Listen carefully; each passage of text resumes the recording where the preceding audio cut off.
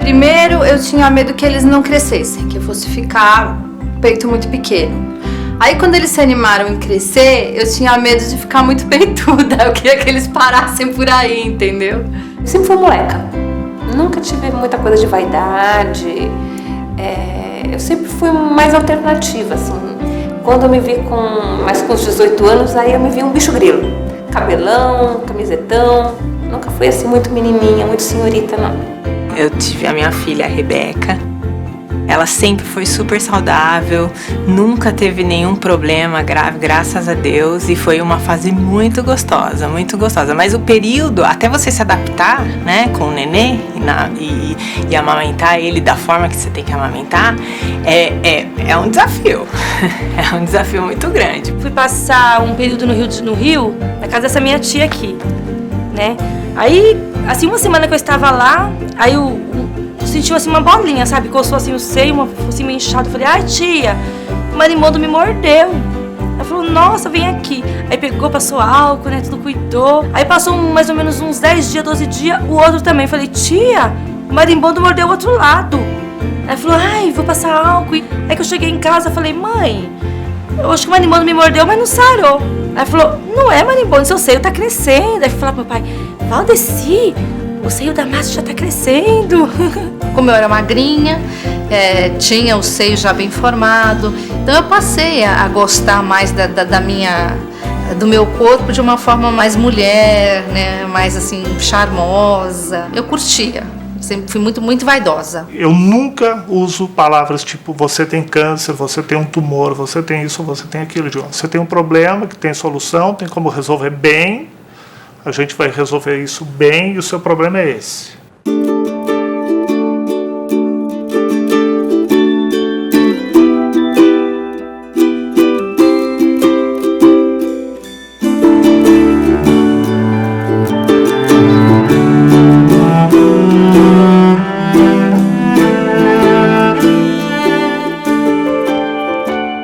Uma vez eu vi um filme, eu acho que foi do Almodóvar, não sei. E uma mulher aparece sem seio. Eu falei, meu Deus, nenhuma mulher do mundo, a pior mulher do mundo, não devia passar por isso.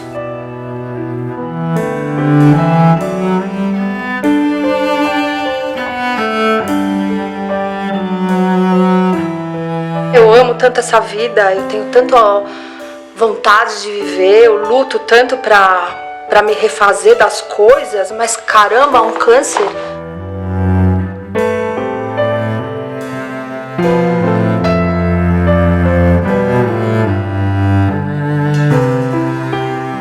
Eu fiquei acho que quase 2 horas no consultório chorando e querendo saber por que estava acontecendo isso comigo. Por quê? Qual o motivo? Né? Eu só pensava nos meus filhos.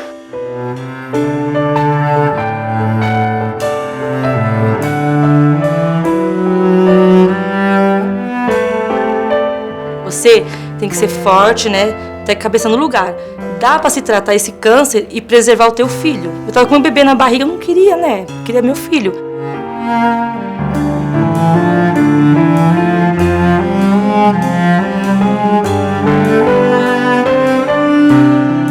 Minha mãe faleceu com 39 anos, meu irmão faleceu com 19, minha mãe faleceu de câncer de mama, meu irmão faleceu de câncer no estômago. Então, assim, esse assunto é um assunto presente na minha vida.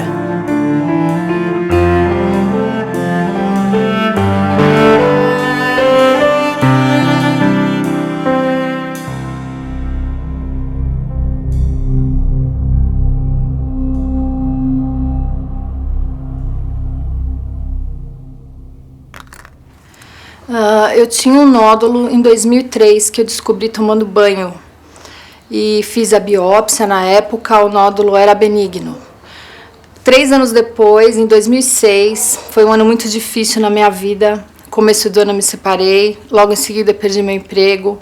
1 mês depois morreu minha avó. Então eu acredito muito nessa questão emocional, sabe? Eu acho que eu me deixei invadir pela doença. Falei, acho que agora isso veio para já botar um ponto final na minha história. Aí ele abre aquele famoso papelzinho que estava dobrado em 3 partes e fala assim, mas Graciela, a surpresa está aqui. deu uma dignidade. Hoje em dia, o câncer, em geral, não é uma sentença de morte, embora ele seja visto assim. No momento do diagnóstico, as pessoas acham que estão condenadas à morte, E não é real. Só 30% dos tumores é que são considerados fatais. E também vai depender do estágio em que o tumor está. Ela chegou a ir no médico, o ginecologista deu uma olhada, mas não soube direito diagnosticar. As recordações que eu tenho dela, ela já está de lenço, fazendo quimioterapia. Tem uma foto aqui do Dani, que nessa foto ele devia ter uns 4 anos, mais ou menos. Foi muito, muito difícil, que ele estava super bem, mas... E aí, quando ele já começou a sentir o estômago e já estava com metástase no pulmão, e ele faleceu em 6 meses, em 2002. Ele tinha 19 anos. Tenho o filho mais velho, que é o Tiago, a Aline é a segunda, depois temos a Nara, o Daniel em memória, depois vem o André e o Rafael, que são os membros do meu segundo casamento. Eu comecei com essa experiência com o câncer da minha primeira esposa, que foi a mãe da Aline. Eu vivi as 2 etapas, então eu posso afirmar, né, que a diferença é enorme, né? O susto hoje, eu acho que ele é muito mais controlável, muito mais fácil de ser controlado do que naquela época. Eu tive a oportunidade de vivenciar 2 tipos de oncologia, a que eu fazia no começo da carreira e o que a gente faz hoje, com técnicas diferentes, resultados muito diferentes. E ele foi muito delicado para me dar notícia, né? Ele não usou a palavra câncer, ele falou, infelizmente fomos surpreendidos por um carcinoma invasivo, ductal, não sei. Aí eu fiquei meio assim, né? Eu falei, carcinoma, né? Eu tô ouvindo direito. Eu falei, doutor, um carcinoma. Minha mãe tava comigo. Minha mãe tava junto, minha mãe já começou a chorar. Minha mãe entrou em pânico. Aí para segurar, eu segurei na mão da minha mãe. Eu segurei, eu falei, eu não vou morrer, você não chora que eu não vou morrer. As pessoas ficam muito espantadas quando elas ficam sabendo que eu trabalho com pacientes que têm diagnóstico de câncer ou pacientes que têm diagnóstico de doença grave. A pergunta sempre é por que você escolheu trabalhar com isso? Como se isso fosse um problema, como se isso fosse uma aberração, né? E eu falo que eu escolhi porque eu gosto da vida, né? Eu não estou trabalhando com pessoas mortas, eu estou trabalhando com pessoas vivas, né? E eu acho que o que é bonito dentro da psico-oncologia é a gente poder contribuir dentro dessa possibilidade de lidar com a vida dos outros. E câncer deixou de ser uma coisa tão assustadora. Parece que entrou na rotina das pessoas, apesar de ser muito assustador para quem tem o problema.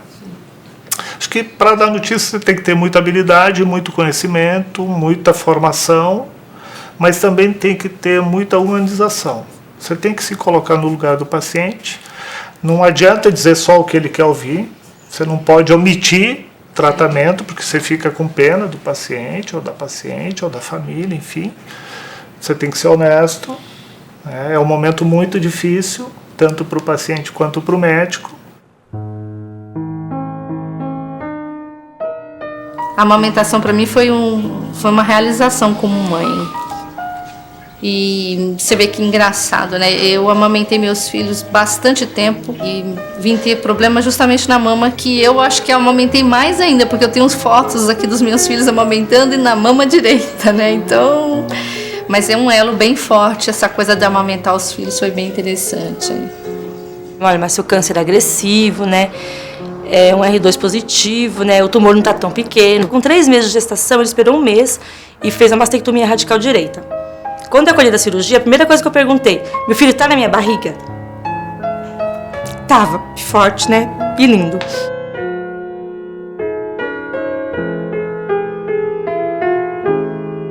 Olha, Márcia, é interessante a gente retirar os seus ovários no momento do parto. Eu falei, ai, doutor, mas já tirou meu seio, vou tirar meus ovários também, né? Que mulher você eu?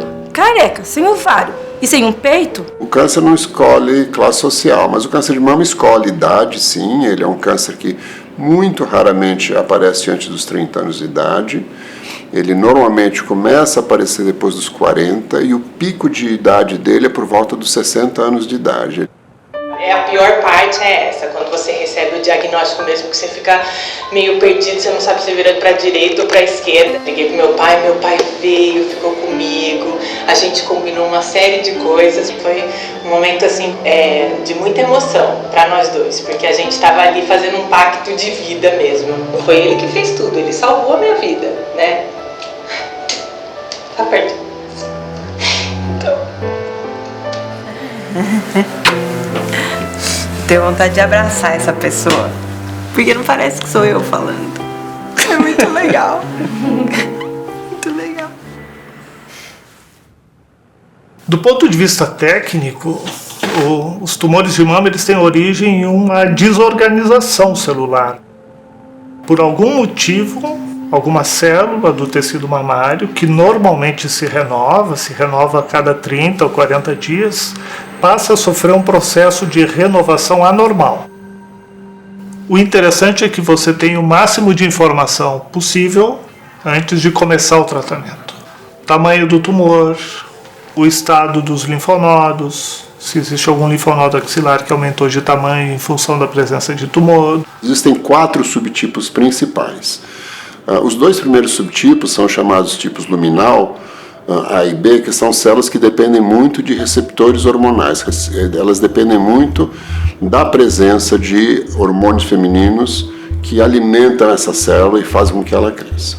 Depois nós temos um tipo de câncer de mama bastante grave, que ele não tem receptores hormonais, mas ele tem uma proteína que se chama HER2 na sua superfície. Essa proteína está expressa em grande quantidade na superfície dessas células malignas e ela confere à célula maligna características de agressividade, de invasividade, de metastatização muito grandes. Então são pacientes que têm rapidamente, após o diagnóstico, começam a ter metástases. Em geral são metástases para órgãos nobres, como o fígado, o cérebro, o pulmão. O bom do HER2 é que hoje em dia nós temos drogas específicas para tratar esse grupo de mulheres. E o último grupo importante são as chamadas mulheres com câncer triplo negativo porque elas não têm nem os 2 receptores hormonais, nem a proteína HER2, então elas não têm nada que na superfície da célula tumoral que as caracterize, e que também são tumores bastante agressivos, contra os quais hoje em dia nós dispomos apenas da quimioterapia para tratar.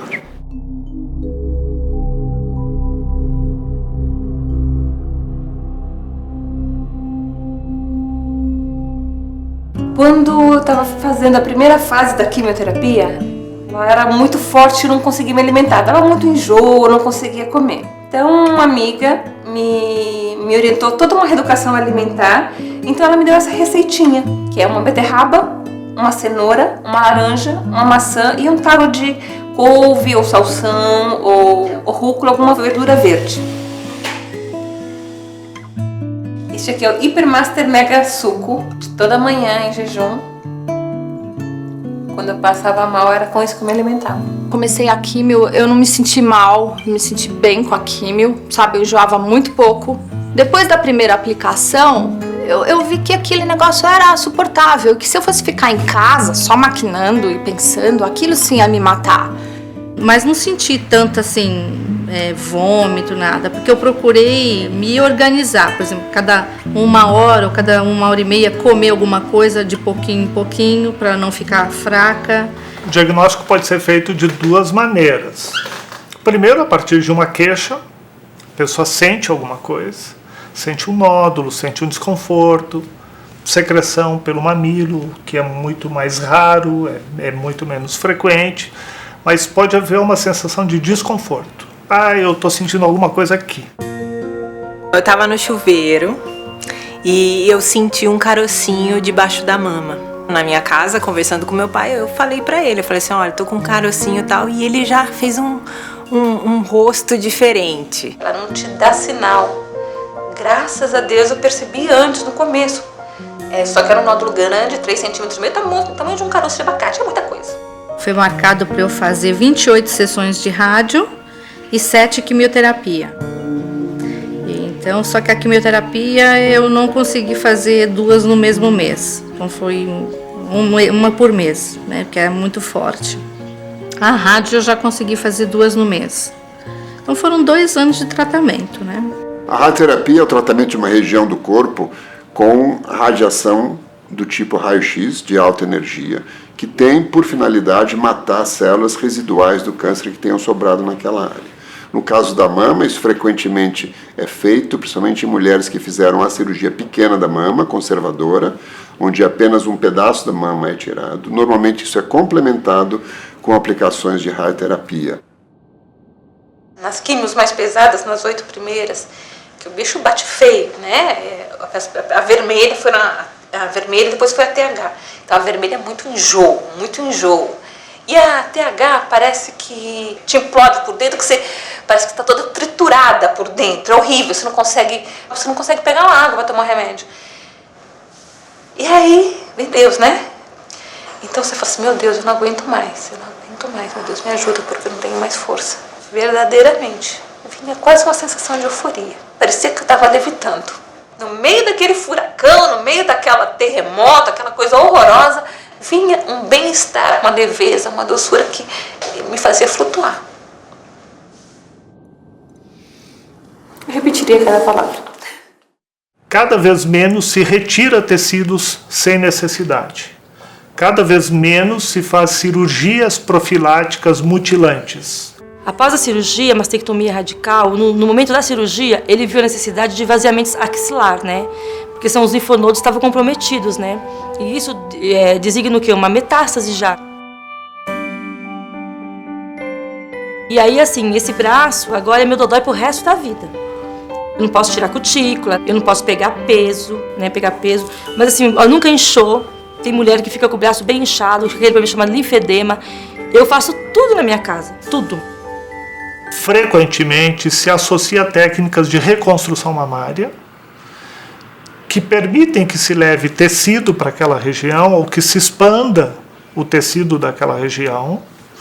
E a reconstrução de areola de mamilo é feita em um segundo tempo, num segundo momento, usando tecidos locais, com técnicas de cirurgia plástica, usando tatuagem muitas vezes para recompor a areola, algumas vezes usando parte do mamilo contralateral, quando isso está bem indicado. E, de um modo geral, esse é um processo que exige múltiplas cirurgias. Ele falou, não pense que é uma cirurgia plástica estética. É para reconstruir um órgão que não tem. Pensa numa calça com remendo. É assim. É a calça com remendo. É assim que vai ficar o músculo e o outro músculo a gente vai abaixar, e o outro a gente vai abaixar e vai achatar. Mas aí eu lembrei que minha mãe nunca deixou a gente ter uma calça com remendo. O que minha mãe fazia? Minha mãe ia nessas armarinhos e comprava um adesivo de florzinha, de passarinho, põe um bolso no remendo. Então eu nunca fui remendada para ele querer que eu fique com o peito Frankenstein. Quando eu conheci a arte da tatuagem, eu fiquei fascinado pela capacidade de você poder passar aquilo que você passava para a tela, para o papel, na pele. Muitas vêm realizar um sonho aqui, né? O sonho da tatuagem, e aquelas que querem dar continuidade ao trabalho do cirurgião plástico, né? A reconstituição, o trabalho de pigmentação de cicatrizes. Meu nome é Mirna, tenho 40 anos. Eu já fiz 4 tatuagens no LEDs e uma muito importante, que foi a reconstrução do meu seio. Eu fiz a tatu em cima da cicatriz e fiz o mamilo com a micropigmentação. Esse trabalho é um trabalho bastante gratificante, fazer parte desse processo, porque você realiza um sonho, você ajuda com que essa pessoa possa superar essa fase da vida, né? Ele é muito zen, né? Eu tenho uma cliente que não quis reconstruir a mama porque ela disse que para ela e para o marido aquilo não ia fazer a menor diferença. Os dois estavam na consulta, porque eventualmente eu chamo o casal, e não quis reconstruir, e que eu sei, ela está muito bem, obrigada. As outras que querem reconstruir, veem na reconstrução uma possibilidade de eliminar um pouco aquela sensação de mutilação. A gente foi ao mastologista, ele já falou, o cirurgião plástico vai entrar junto, não se preocupa com isso, você já vai sair com a plástica. Então isso já confortou muito, sabe? Então aí já foi uma preocupação a menos. Ele falou: você tem 70% de chances de sobrevivência, nós vamos usar todas as armas, né, que for possível, você vai fazer a quimio mais pesada, você vai fazer radioterapia, tem que tirar o seio todo, né, e talvez a gente consiga salvar o teu bico, porque esse pequenininho, se ele não for maligno, o patologista vai ver na hora, a gente salva ainda o teu bico e você já sai da cirurgia com o silicone. Então eu cheguei eu não tive tempo de pensar, sabe? Eu respirava e já fui tomando as atitudes, isso foi muito bom. A técnica cirúrgica talvez seja uma das áreas que mais avançou nos últimos 10 anos. Não se pensa mais em fazer uma cirurgia para tratar um tumor de mama sem ter um bom resultado estético. A gente passou o dia inteiro junto, conversando. E daí ela sai, né? Como se entregar, você entrega e depois ela volta, sabe, até fundada na cama do hospital, na maca, assim, sabe, com aquela cara que ficou um tempo meio amarelada, meio branca. Aí foi quando eu senti o baque, assim. Eu acordei, assim, porque você vai voltando aos poucos, né, da cirurgia. E eu acordei, aí eu vi ele lá chorando, eu nunca tinha visto ele chorando na minha vida, e ele lá soluçando, chorando. Aí na hora eu pensei assim, não deu certo essa cirurgia, acho que aconteceu alguma coisa. Eu falei, mas tá tudo bem? Eu perguntei pra ele, não, tá tudo bem. E ele chorava. Eu sempre digo para os meus alunos, você tem que tratar o tumor com segurança e, de preferência, o resultado estético tem que ser melhor do que estava. Eu dei muita sorte que em nenhum momento eu me senti assim mutilada, porque eu já saí da cirurgia com o silicone. Mas em contrapartida, eu saí com o silicone no peito e sem no outro. Eu fiquei com o peito diferente do outro, que também não era uma coisa agradável. E veio a metástase, que é uma coisa ruim, mas veio também para um lado bom, porque eu tive que voltar para a cirurgia e já aproveitei e igualei o seio direito também. Aí ficou bacana. Os pacientes que conseguem, às vezes, ter um bom tratamento ou uma boa qualidade de vida são pessoas que foram capazes de dar um novo sentido à forma como elas viviam. A gente fala que isso é ressignificar, né? Não é você tirar, não é você perder, mas é você dar um novo sentido às coisas que você acreditava, ao que você sentia, ao que você pensava. A grande maioria das mulheres, independente da idade, quando o resultado estético não fica bom, se queixam depois. Eu falei, bom, já que vou fazer um corte, toda uma cirurgia, toda uma coisa pesada, não vou pôr um ovo frito, né? Vou ficar substanciosa. Substanciosa. Graças a esse segundo médico, porque o outro primeiro realmente queria me deixar um ovo frito.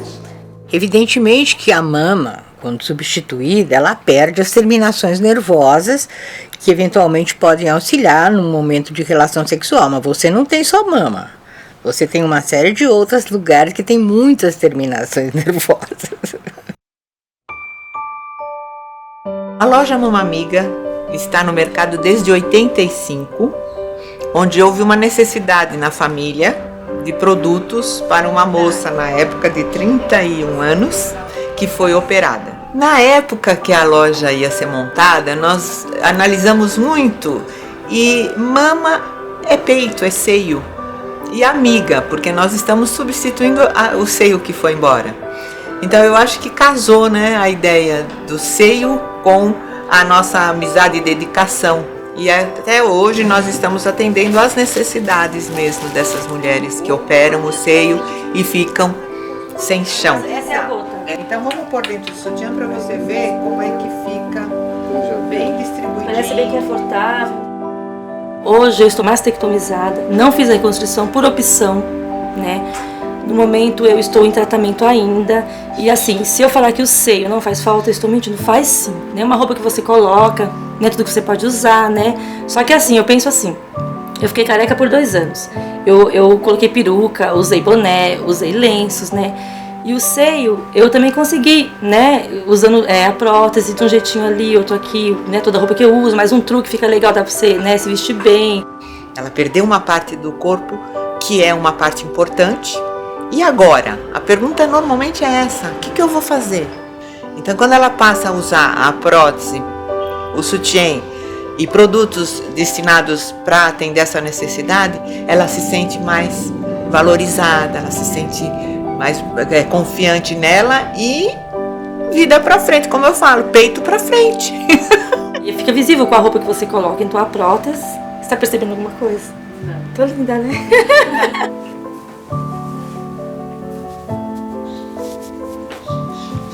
Assim, né? Ficava legal? Muita gente falava, aquela moça que gosta de, faz estilo, que gosta de que tá sempre de lenço, né? Às vezes as pessoas nem percebiam que era o câncer. Quando eu fiquei sabendo que eu tava doente, uma das coisas que eu fiz foi conversar na escola, né? Pra ver se essa psicóloga dá uma força. Porque é importante a gente participar as pessoas nesse momento, até porque você não sabe como a criança vai reagir. E a Rebeca sempre me pediu pra usar peruca. Toda vez que a gente saía, ela pedia pra usar peruca. Toda vez que eu ia na escola, ela pedia pra usar peruca. E assim, nunca me incomodou, porque eu entendo, né? Eu entendo muito essa necessidade que ela tem de ter uma mãe bem saudável e normal. Então, nunca me incomodou. Eu olhava no espelho e falava, ai, sou eu, inchadinha, esverdeada, careca, né? Falei, sou eu sim, e eu vou ficar bonita. Maquiagem, sempre maquiagem. A sobrancelha caiu, os cílios caiu. A sobrancelha eu resolvia com lápis preto, passava o lápis, né? Uma base, um blanche, um batom, tava linda. A queda de cabelo é um efeito colateral da quimio, porque a quimioterapia mata todas as células do corpo que estejam em crescimento muito rápido. O câncer, por exemplo, é uma delas, mas, por exemplo, a raiz do cabelo está constantemente produzindo o cabelo, então essas células são muito sensíveis à quimioterapia.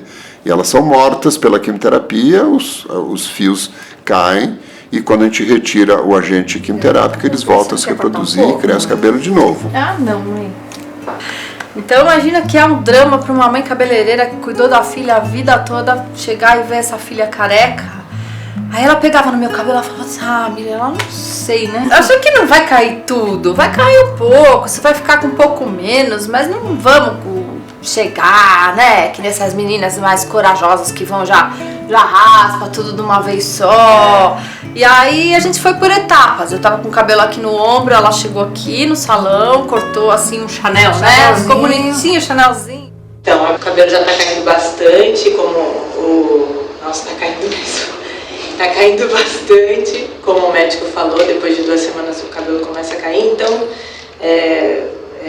a gente vai para a próxima fase agora, que é perder o cabelo para o novo cabelo começar a nascer. Uma sensação de passado no chão, presente e um futuro maravilhoso, se Deus quiser.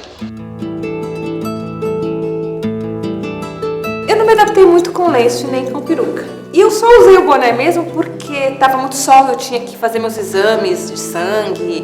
Então eu colocava meus bonezinhos. Esse aqui foi o que eu mais usei, é o meu roxinho. E aí eu comecei a ser adepta de boné. Tenho todas as cores, ainda hoje eu tenho e compro boné agora pro frio. Hoje, por exemplo, seria esse que eu iria usar. Eu acho a mulher muito mais que um peito, que um cabelo, como eu acho qualquer ser humano muito mais que um peito, um cabelo, uma altura, uma magreza, uma gordura. O ser humano é muito mais do que uma parte dele. O ser humano é um todo. Puxa, ela veio aqui com uma amiga dela, a gente conversou muitas horas. Pô, infelizmente precisou por um tratamento tão difícil, deve ser uma coisa tão invasiva. Eu escolhi um dos tecidos que eu mais gosto, uma coisa bem romântica, uma coisa que valorizasse o interior da mulher que está ferido pela queda do cabelo. É leve, tipo, a pessoa mesmo molda na sua cabeça, foge do uso do lenço, foge do uso da peruca, que a maioria delas não curte, usa por falta de opção, e a resposta que eu tenho delas, vindo depois, se tornando minhas amigas, né? Mas eu não consegui falar.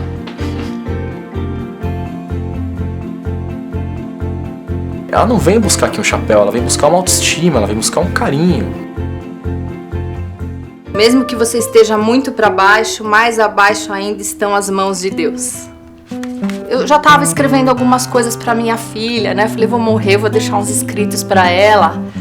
E aí foi quando eu conheci o meu editor. Falei, tô escrevendo um livro Ele falou assim, é sobre o quê? Eu falei, é sobre o câncer. Ele falou, puxa, que pena, porque minha editora só publica livros de humor. Eu falei, então acho que vai dar tudo certo, porque o meu câncer tá super bem humorado, acho que você vai gostar do meu livro. Aí eu mandei uns capítulos pra ele, o livro saiu. Esse aqui, o livro se chama Força na Peruca. Assim, eu fiz amizades, eu conheço muitas mulheres, eu já vivenciei experiências incríveis de mulheres que me telefonam no dia seguinte que receberam o diagnóstico, elas me descobrem na internet, me mandam um e-mail, eu passo meu telefone, ligam aqui em casa. Falava câncer, todo mundo já ficava assustado, só com a palavra, sabe? Ninguém tinha muito conhecimento sobre o que era aquilo, o que podia acontecer, então ficou todo mundo com muito medo. Todo mundo deixou de lado os valores pessoais para focar mais nessa questão da família, na união. Eu me divertia muito com a minha mãe. Um dia era muçulmana, outro dia bailarina. Ela inventava várias coisas, isso era muito legal, até de ver nela a alegria que ela tinha e ficar se mudando e cada dia ser uma coisa. Eu achava muito legal.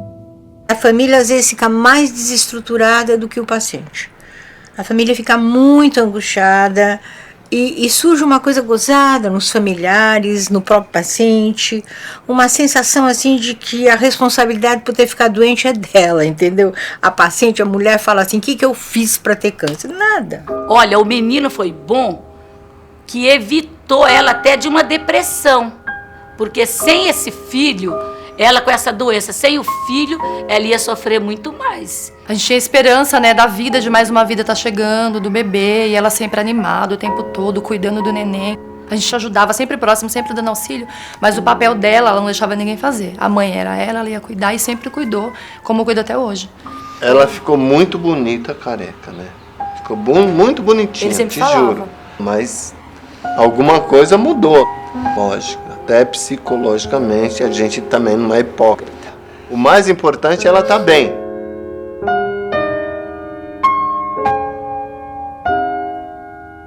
Quando eu fiquei doente, a primeira coisa que eu fui conversar com o Thiago é da gente terminar. Porque eu não achava justo ele ter uma namorada careca, fazendo tratamento, tendo que ir pro hospital o tempo todo, eu não achava justo. Mas quando ela voltou da cirurgia ali, foi quando eu realmente senti, sabe? Então assim, não tem como uma fórmula para lidar com isso, é questão de saber o que você quer. Eu queria ficar com ela. A gente quer um nenê também, né? Vai ter esse cuidado a mais, né? Fazer um acompanhamento um pouco mais detalhado.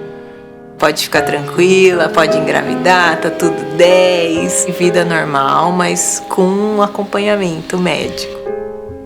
O câncer de mama, não a doença em si, mas o tratamento e a evolução desse tratamento, ele pode ferir na mulher estas coisas que são essenciais, né? Que dizem que eu sou fêmea, que eu sou mulher. Ela ficou sabendo da doença poucos meses depois que a gente tinha se separado. A separação foi de comum acordo, a gente conversou e resolvemos separar. E não foi fácil nem para mim nem para ele, nós dois sofremos bastante. Foram 2 anos de tratamento, a gente não estava junto. Mas a gente não deixava de se falar, de ter o apoio, de conversar sobre esse assunto. Né? Eu acho que a amizade é extremamente importante, a compreensão, isso nunca deixou de ter. Normalmente existe uma pressão muito grande de filhos, pais, família e tudo mais. Para mim, a questão da doença não poderia ser jamais o significado de um possível retorno. O que ficou dessa experiência da separação foi isso, a importância da cumplicidade que a gente tem um com o outro. Cheguei pra minha mãe e falei, quem vai me dar emprego? Careca? Vou chegar numa entrevista moribunda, o cara vai falar, o que você tá fazendo aqui? E quem vai querer namorar comigo um careca e sem peito? E no momento de aproximação, assim, eu fui, de repente, encostando no cabelo dela, assim, né? E eu percebia que ela dava uma esquivada, né? Tava meio retraída. Falei, pô, o que tá acontecendo, né? Fui numa festa com uma amiga minha, consegui um cara, dei uma tapeada nele, coloquei uma peruca loira. Depois contei a verdade, deu tudo certo, sabe? Ele tá comigo até hoje. Então, coisas boas acontecem também durante o câncer.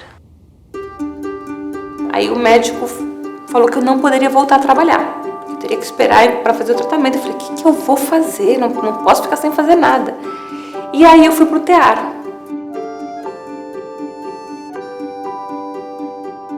E foi o tear que me salvou. Porque a gente mexe com cores, a gente mexe com texturas, a gente combina cores. E às vezes eu ficava igual uma máquina, fazendo.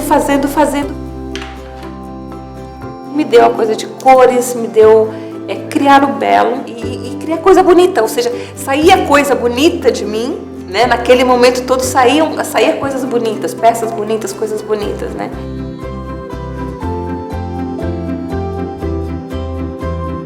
A Graciela agora é de cabelinho curtinho, né? E eu falei, o mais espetadinho que tá crescendo tem que cortar de novo, porque eu quero deixar ele todo alvoroçado pra cima. E essa peruca aqui tem outra história também bacana, que ela já percorreu vários lugares do Brasil. Muitas meninas me procuram, assim, em desespero, acabaram de receber o diagnóstico. Então quando eu vejo a foto na internet e vejo que a menina é loira, eu falo, imagina, você vai se dar super bem, eu tenho uma peruca loira que vai ficar linda em você, quer que eu te mande? A peruca viaja, chega lá, a menina usa a peruca, acaba o tratamento, devolve que tem outra precisando, a peruca volta pra mim. Então é bacana isso, várias pessoas já usaram essa peruca.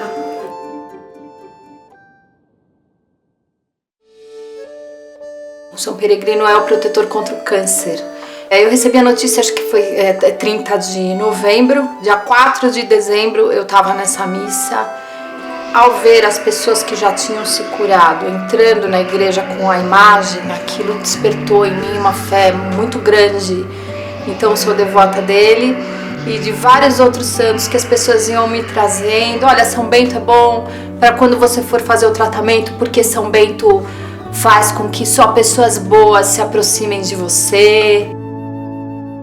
Quando eu acho que a coisa tá muito difícil mesmo, quando a coisa aperta, eu falo, ó, a coisa tá difícil para um só, então hoje a gente se concentra, faz uma reunião, uma força conjunta e peço como se fosse uma convenção assim.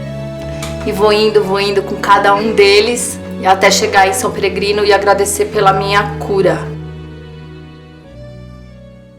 Minha família me apoiou em todos os sentidos. E no dia da cirurgia, antes de eu entrar para fazer a cirurgia, eu recebi flores do pessoal do meu trabalho com a foto, né?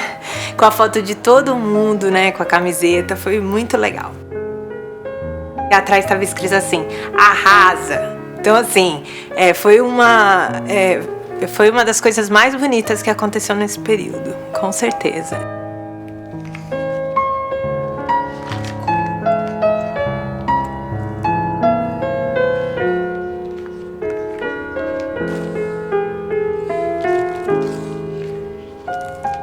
No começo eu não entendia o que era, eu não sabia nem o que era aquela doença.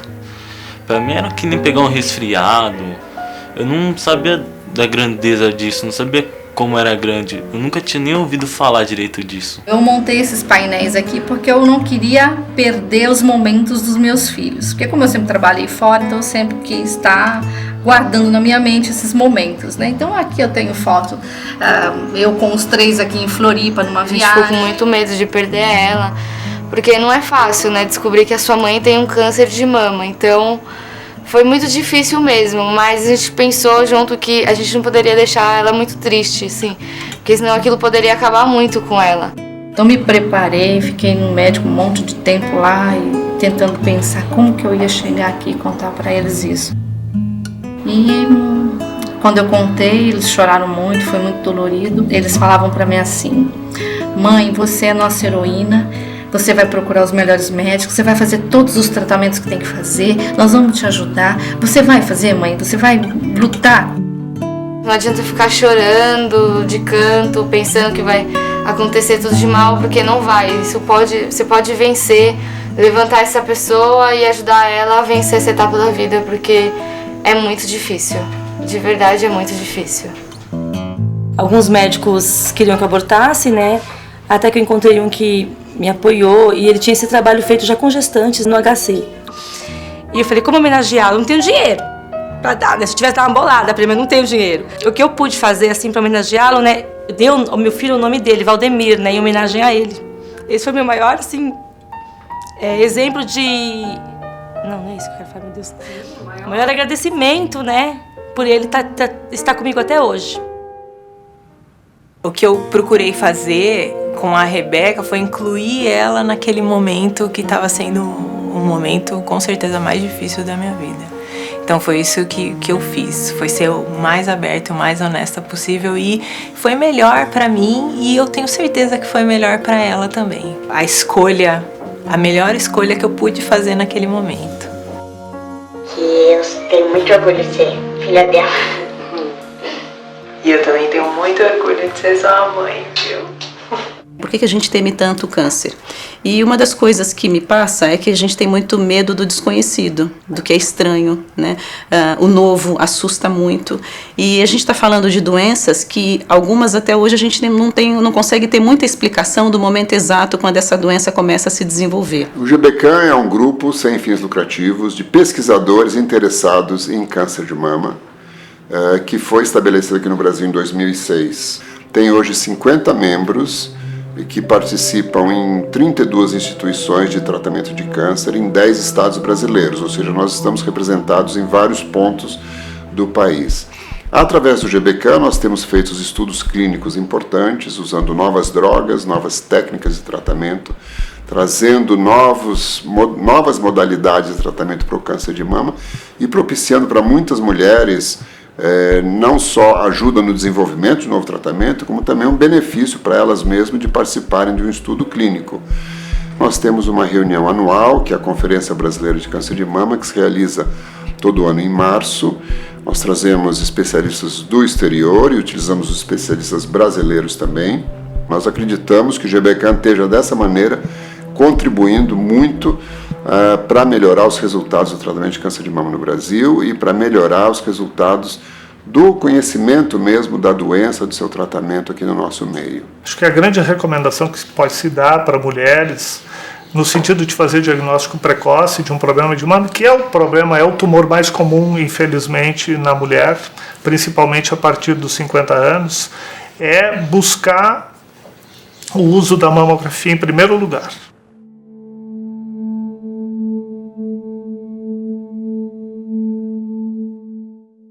A gente muito fala de prevenção, que a gente tem que fazer a prevenção. Em alguns casos, a prevenção é a gente gostar da gente mesmo, ter uma boa vida, uma boa qualidade de vida. Adoro dançar, sou uma pessoa extremamente aventureira, adoro andar de moto, então eu quero viver. Meu pai é peruano e eu sempre tive fascínio com o Peru, com Machu Picchu, com a história da civilização dos Incas, né? Já que eu tinha sarado, já que estava tudo bem, eu já podia fazer essa viagem para Machu Picchu, que era meu sonho desde os 18 anos. Vou conversar com Pachamama, que é a Mãe Terra, e deixar tudo lá e vou voltar outra. E não voltar outra não, mas enfim, virar a página, fechar o livro. Fiz todo o passeio para Machu Picchu e depois sentei numa pedra, fiquei contemplando aquela montanha e falei, eu largo aqui tudo o que aconteceu comigo. O câncer não vem para deixar a pessoa melhor. Eu acho que você perguntou do sofrimento e do amor.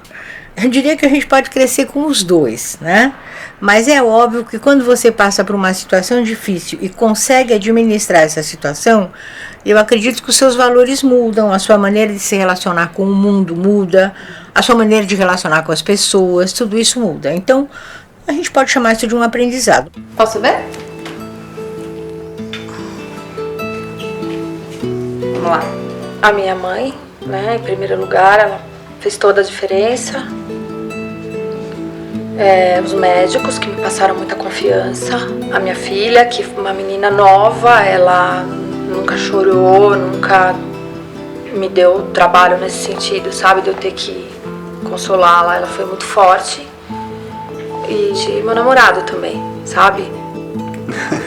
Não é? né? Estamos aqui, né? Passou? Graças a Deus passou tudo, né? Eu sou uma mulher de peito, porque eu tenho uma família de peito. Você está viva. Vamos viver? Vamos escolher viver?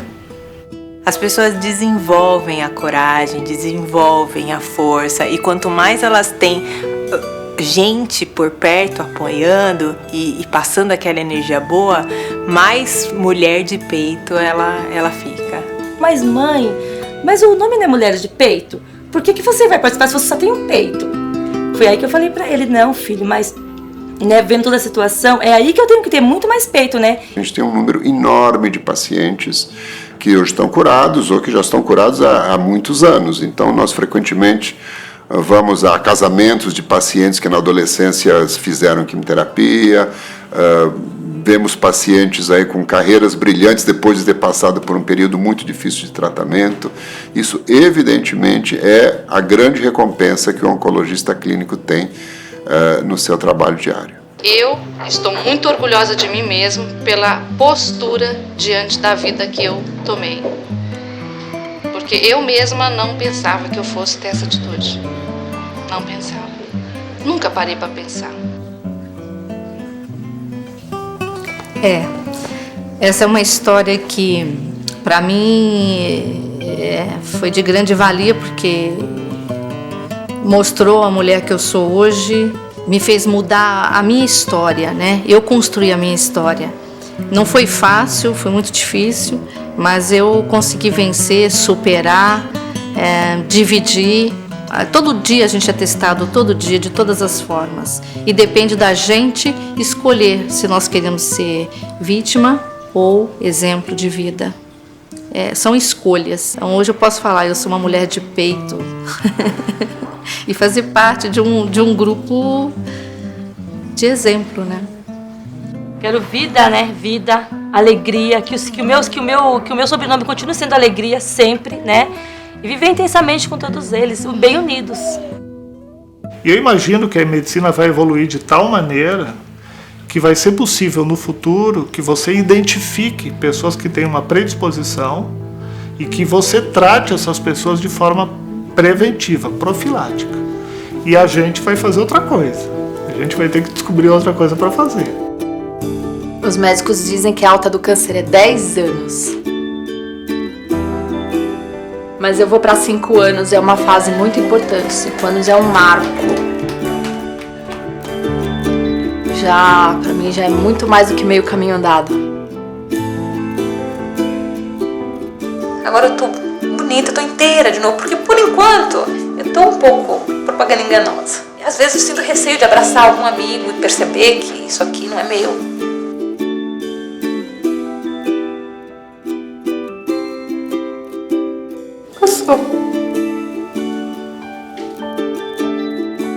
Foi muito bom saber que a gente sobreviveu.